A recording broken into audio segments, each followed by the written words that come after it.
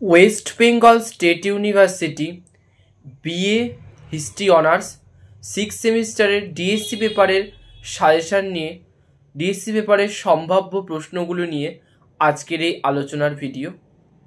DSC paper তোমাদের মোট দুটো রয়েছে, ডিএসসি 4 এবং DSC 5।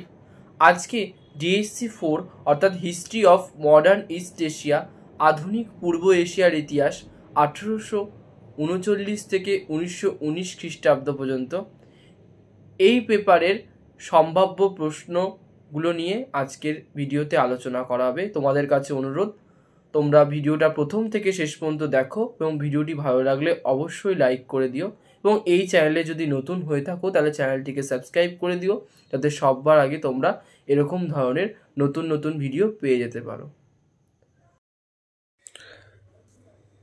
DSC 4 history of modern east Asia, 5 marks. 1. Tribute system অর্থাৎ নজরানা প্রথা বলতে কী বোঝো? 2. ব্রিটিশরা কেন চীনে আফিমের ব্যবসা শুরু করেছিল? 3.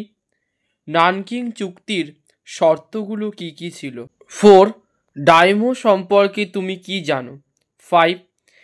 পেরি মিশনের ওপর একটি সংক্ষিপ্ত বিবরণ দাও, অথবা দিয়ে কানাগাওয়া চুক্তির ওপর সংক্ষিপ্ত টিকা লেখো। 6. সামুরাই কে ছিলেন? 8 মার্কস। 1. তুমি কি মনে করো 19 শতকের চীন ছিল একটি জেন্ট্রি রাষ্ট্র? 2.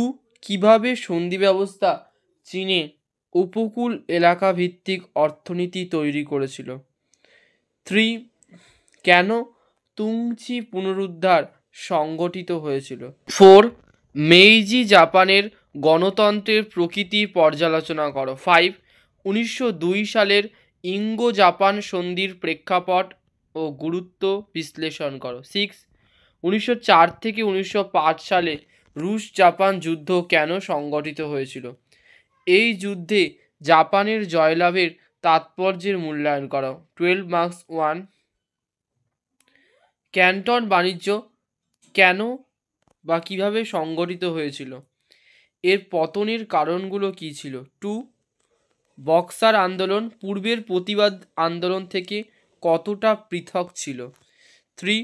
একজন বিপ্লবী নেতা হিসাবে সান ইয়াত সেনের মূল্যায়ন করো। 4. তোকুগাওয়া শোগুনতন্ত্রের পতন তুমি কিভাবে ব্যাখ্যা করবে? 5. জাপানের ইতিহাসে প্রথম চীন জাপান যুদ্ধের কারণ ও প্রভাব কী ছিল? 6. বিংশ শতকের প্রথম 2 দশকে জাপানের পররাষ্ট্রনীতির প্রধান দিকগুলি আলোচনা করো।